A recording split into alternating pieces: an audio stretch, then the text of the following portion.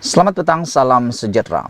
Isu paling hangat tentang politik Malaysia yang terutamanya melibatkan Barisan Nasional dan UMNO semalam ialah apabila tular surat yang mengatakan bahawa surat itu ialah surat aku janji kepada calon-calon UMNO yang akan dipilih bertanding. Mereka perlu menandatangani akuan surat bersetia kepada Zahid Hamidi.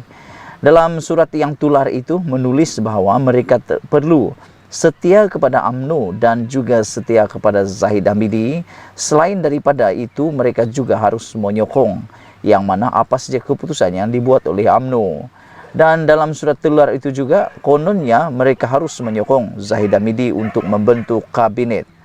Jadi dengan makna kata itu, kalau benar surat itu ialah surat yang benar, yang tular itu benar, maka Zahid Hamidi sebenarnya sedang bercita-cita mahu membentuk kabinet, bermakna beliau mahu bercita-cita menjadi Perdana Menteri dan tidak menepati janji kepada Ismail Sabri Yaakob. Namun demikian, seperti yang kita sudah semua tahu, surat itu telah pun dinafikan oleh kepimpinan UMNO sendiri.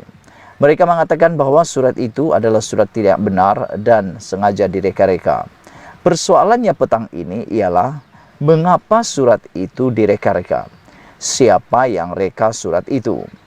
Tentu sekali, kalau dari segi pembangkang, tidak ada keuntungan langsung untuk pembangkang, khususnya Pakatan Harapan, PN dan GTA untuk merekayasa surat tersebut bagi semua untuk dipertontonkan kepada semua orang. Selain itu, kalau itu daripada kumpulan Ismail Sabri Yaakob, pun tidak juga memberikan apa-apa kelebihan, apa-apa keuntungan kepada Ismail Sabri Yaakob. Jadi, kalau begitu, persoalannya sekarang hanya tinggal dua sahaja kumpulan yang mungkin mempunyai kepentingan bagi merekayasa surat palsu tersebut. Pertama, mungkinkah itu dibuat oleh kem yang tidak dicalonkan atau tercicir ataupun telah dipancung ataupun telah tercicir dalam pencalonan PRU 15 ini? Adakah mereka lah yang telah merekayasa? Adakah mereka yang telah menciptanya? Walau bagaimanapun tidak ada apa-apa sumber yang sah mengatakan mereka. Kumpulan yang kedua yang mungkin akan melakukan itu lebih mengejutkan lagi ialah mungkinkah daripada kem Zahid Hamidi sendiri. Mungkinkah? Saudara-saudara, yang menjadi persoalan juga di dalam kalangan pemerhati politik dan pengikut politik yang sedang mengikuti dengan dekat proses PRU 15 kali ini ialah mereka kata, kenapa kalau benar surat itu ialah surat palsu, kalau benar itu adalah surat yang telah dinafikan dan tidak ada kena-mengena dengan UMNO, mengapa UMNO masih belum buat laporan polis? Itu persoalan daripada ramai netizen dan juga ramai pengikut-pengikut politik. Mereka bertanya, kalau benar Zahid Hamidi, kalau benar UMNO telah dianiaya melalui penularan surat tular tersebut yang telah dinafikan kesahihannya dan dikatakan palsu, mengapa belum ada laporan polis dibuat oleh mana-mana pemimpin UMNO, bahkan UMNO itu sendiri? Tapi yang lebih mengejutkan, saudara-saudara, ialah apabila pengakuan seorang daripada ahli calon PRU 15 UMNO yang betul-betul menjadi kontroversi baru-baru ini. Ikuti terus ulasan ini. Tinggalkan komen Anda, tekan butang subscribe. Malaysia kita punya. Sila tinggalkan komen kamu. Kamu rasa siapakah yang menulis surat palsu itu dan mengapa ia ditularkan? Kita jumpa lagi. Selamat petang, salam sejahtera. Persoalan di mana Khairi dicalonkan pada PRU 15 sudah terjawab karena beliau sah akan bertanding di Sungai Buloh. Khairi menjawab beberapa hari yang selepas diumumkan menjadi calon di kawasan Sungai Buloh. Khairi mengatakan bahawa beliau wajib menang. Beliau kata beliau adalah underdog. Tetapi bercakap tentang surat tular yang dikatakan meminta sokongan, meminta dukungan daripada ahli-ahli UMNO untuk menyokong Zahid membentuk kabinet dan memberikan kesetiaan kepada UMNO, Ini jawaban daripada Khairi Jamaluddin. Adakah Khairi juga telah menandatanganinya? Apa yang Khairi kata begini. Khairi kata, dia memang ada menandatangani surat perjanjian aku janji, tetapi bukan berkepala UMNO.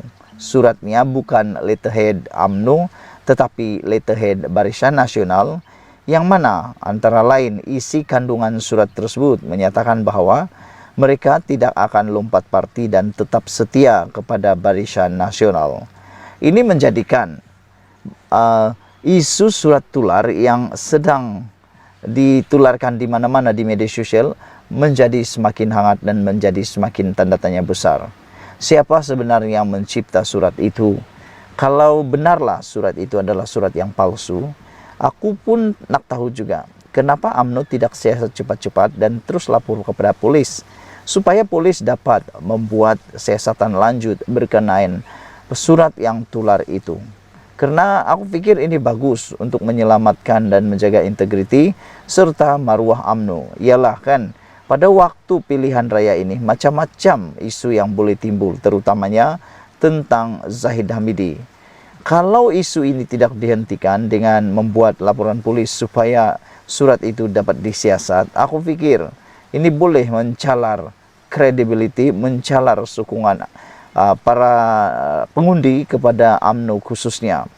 Selain daripada itu, seperti yang dijangka, netizen mulai mempersoalkan kenapa UMNO sampai sekarang hanya menafikan laporan tersebut ataupun penularan surat aku janji palsu tersebut, tetapi mereka pula tidak membuat sebarang laporan polis, kata netizen. Jadi mereka mulai tanya, benarkah ataupun adakah yang disembunyikan? Tentulah sesiapa pun boleh membuat penafian, tentulah sesiapa pun boleh membuat apa-apa kenyataan yang mengatakan ianya bohong atau sebagainya. Namun yang lebih penting ialah ianya perlu diselesaikan dengan segera dan cepat-cepatlah lapor polis. Aku tertarik dengan satu tajuk di dalam media tentang Najib Tun Razak dan Zahid Hamidi. Dalam laporan tersebut menanya satu perkara.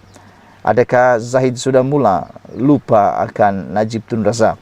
Karena mereka kata Najib tidak dicalonkan anak Najib tidak dicalonkan di Parlimen Pekan.